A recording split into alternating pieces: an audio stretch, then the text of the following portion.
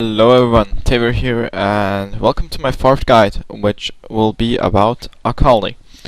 Uh, yep, she's a 3.15k champion in League of Legends, so she's not 6000 IP, and she's a pretty cool champion. She got nerfed, the main item for her got nerfed, but she's still good. She's still an awesome champion, and I'll show you my tips and tricks on how to play her. This build will be focusing on being tanky and still dishing out a lot of damage, so let's get into her abilities right now.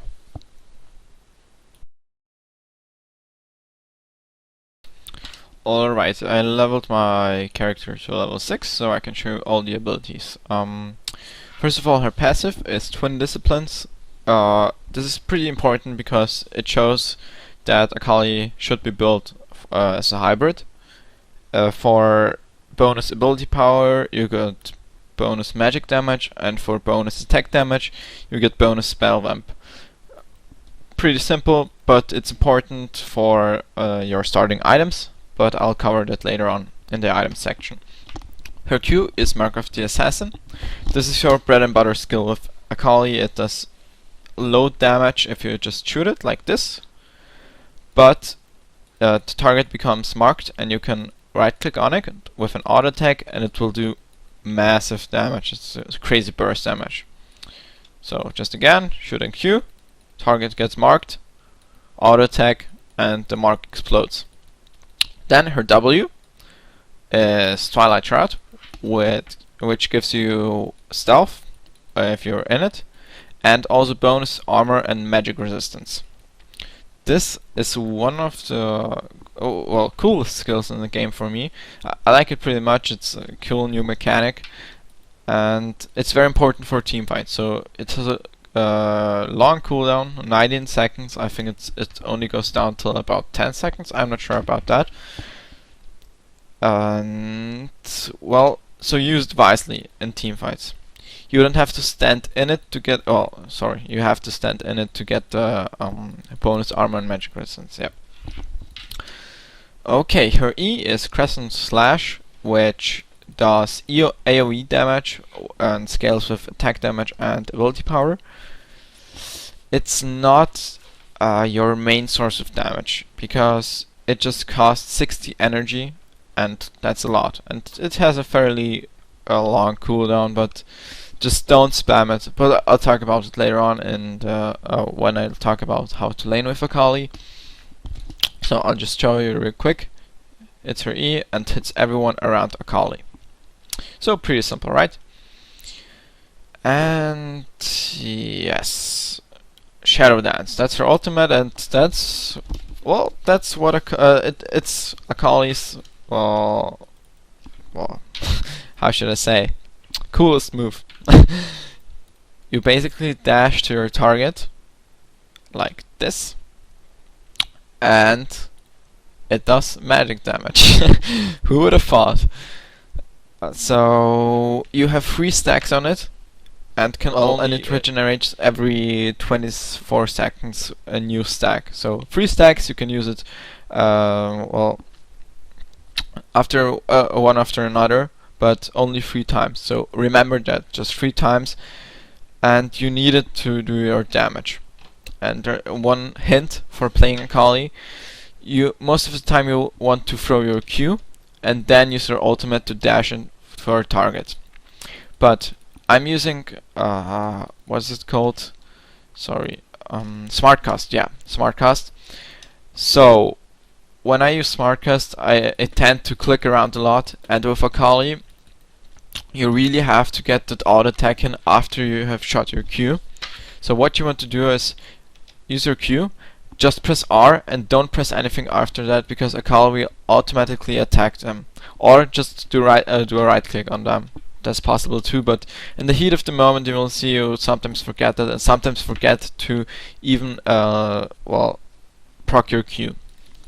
And another mistake is, if you use your Q and R at the same time, your R is way faster than your Q, so something like this will happen. Just a second. So see, I shoot the mark. Well, I try to show this at Silver right here. I shoot the mark, and before the mark gets there, I'm there with my ultimate, so the mark doesn't explode, and that's a big mistake. I'll show you this thing right here. If you're chasing someone or even want to just fight someone. Oh, come on, come on, come on, come on, come on, come on. Simmer, where are you? So you use your Q first, but still, right after that, your ultimate. So see? The mark is still on her. So that's big mistake. That's a big mistake. Just wait till her Q is there. Wait for the Q. Then go in, and the auto attack's there. Okay, so we've covered the abilities. Let's get into masteries and runes and so on. Okay, for my runes, I use ability power quintessences, so I get plus 15 ability power. Then magic penetration for reds, and for my blues, I use ability power per level. And for my yellows, I'm currently not. I currently can't decide which ones I should take, but there are some choices. You could go for more ability power per level, but personally I would advise you to take per health, well, the yellows per health, but I tried using armor too, so you can vary these. You can just figure out what works best for you right here. Just remember, with these runes, you don't have your passive, well, your twin disciplines right at the beginning. You will only have one passive, which gives you more damage. I already live with well, it's okay for me to play with that at the beginning. I can survive the laning phase without problems. But if you don't like that, you can switch up your runes, and you just go. You just don't go magic penetration for reds. You go attack damage for reds, and with the masteries, with the plus 3 attack damage, I'm sure that will be enough for you to, well, get your passive up. And for yellows, I'd advise you to go health per level, but I'm currently working on that on my own. So, yep, there go my runes. And now let's get to the masteries. So these are my masteries I normally use. With, well, pretty standard, 21-9. I get the bonus health, and yeah, so on, you know. Pretty standard, but this is only for my runes without the attack damage, so without my second passive. And yep, and my other masteries are right here. 1 second. So not too much change here, but you can see I took the 3 points into, oh god, what's the skill called?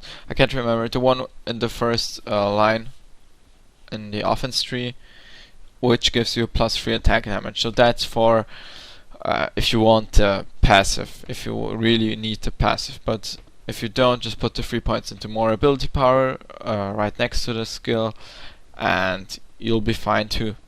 So now that we got that stuff out of the way, I'll first talk about my pros and cons, and then I'll give you some tips on laning with her and, well, gameplay, blah blah blah, yada yada. Okay, so the pros. She's a fast killer. You can say that right here. She has a lot of burst damage with her Q. It's crazy, and well, she's very strong in early and mid game, especially after level 6. When you get your ultimate, you can really just dominate your lane without problems. She's a good top laner and mid laner, but mid is a lot harder. You gotta remember that. And yep, the pros right here. And she doesn't cost 6300. Yeah, 6300 IP. So that's good too. You can afford her in, well, if you, yeah, forget about it. She's 3000 IP, so that's good. And yeah, the cons, definitely one con is that she doesn't have CC. She has the one, well, Twilight Shroud slows people that go into it, but you don't see that a lot, and you won't use a Twilight Shroud for that. You will use Twilight Shroud for escaping and stuff like that, and for the resistance. And yep, and she can easily be countered by CC. She gets CC'd once and she's dead. Even with the bonus resistances from Twilight Shroud, yeah, she's still just a fragile champion, and she requires a lot of practice. You really have to get into it, how to lane with her, how to play with her, stay calm. Don't just mash buttons because you will run out of energy fast. Just calm down and play it slowly. And she requires a lot of practice, and mastering her is pretty hard. But she's a fun champion, especially jumping around with her ultimate.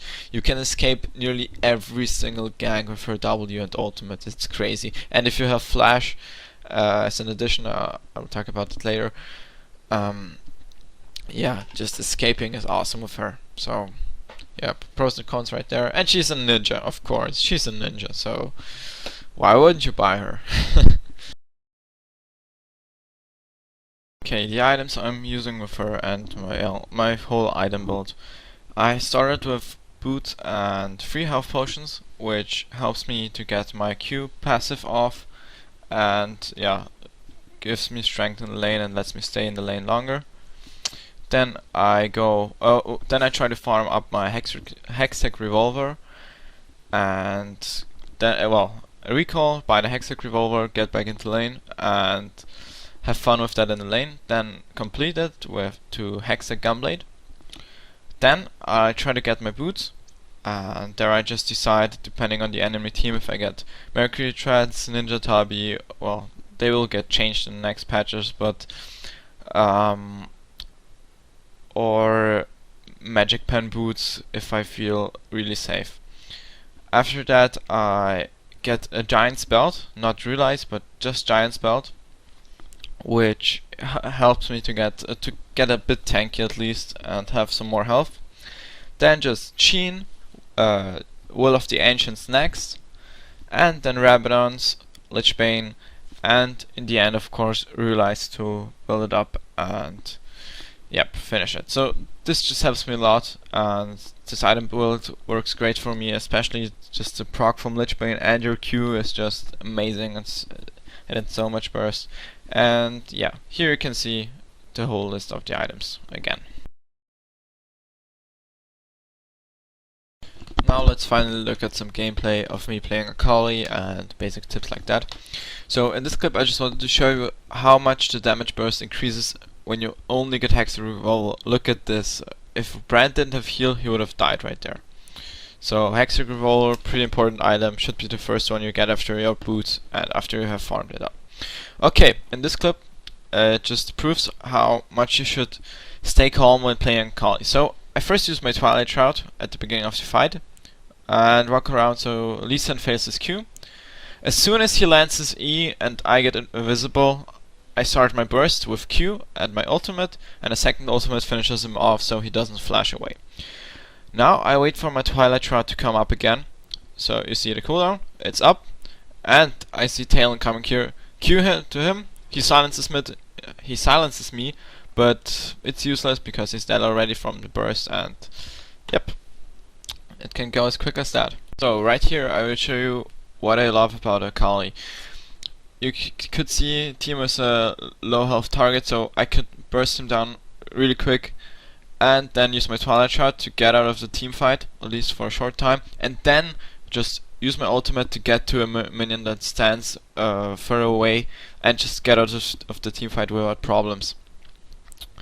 Yep, and here I get ganked by Tryndamere, but I'm sure I can get out of this without problems. I run around so I get enough energy back to use my Twilight Shroud, and my ultimate doesn't cost energy, so I have enough. Tryndamere stands away, flash, and I'm out of the gank. Right here, Skarner comes around, so I know I can burst Tryndamere down, because, let's be honest, most Tryndameres don't quite have the reflex to use their ultimate in time, so I was sure that that my burst was enough to get him down before he presses R. And as Skarner comes to help, we can pick up Wukong without problems, and yep, that's Akali. So, here again, I'm in middle, and Olaf tried to gank me, but I survived luckily. And Brand's low health, so I'm just staying at the turret and trying to defend it as good as I can. I get a few Qs off on Brand. He gets into range of the turret, so I quickly go in with my ultimate, flash out, but there's Volibear already, and I unfortunately attacked him, which I didn't intend to do. But then I turn around and say, hey, I can try this, and I get him. Luckily, I had my Q and my ultimate up. I was standing in my Twilight Shroud, so I had enough resistance, and yep, just go in and can burst him down, even with exhaust. Right here, Teemos and our whole team is in a pretty bad situation, so I try to chase down Olaf and Volibear, but I unfortunately run into 3 people. But they are all low health, and my Twilight Shroud is up, and no, I'm sorry, it's on cooldown. But even without Twilight Shroud, I'm able to burst them down because I was pretty fed at this moment. And yeah, as soon as you start dominating your lane with Akali, just try to get this farmed as fed up as you can, and that's also why I like her for solo queue. So this is my last clip for today. You can enjoy it in the background as I burst on Kog'Maw. But yep, that's what Akali is supposed to do. Just get to the squishies and tear them down as soon as you can, and then get out of the teamfight safely as soon as you get focused. So yep, I hope I could help you with this guide and introduce you a bit to Akali. And just, I hope my item build works for you. It sure works for me, and I like it even without getting the second passive. I just feel like she really should be played as an AP champion, and scales off well with it, so why not do it? And yep, I think that's all I wanted to tell you for today. And yeah, leave a comment down below if you like it, what I should change, maybe if it's too long. And this episode's a bit longer, but I just wanted to make sure to include the gameplay part. And just remember, in laning phase, especially against middle, just try to throw your Q. It doesn't cost a lot of energy, it doesn't do a lot of damage though, so just throw it, and just farm out to level 6, and at level 6 you can just really start dominating a lane, killing people, ganking lanes. And yep, that's also why I love Akali. She's a fun champion, her mechanics work great together, so yep, try her out. I like her very much. And yep, thanks for watching, and see you guys later.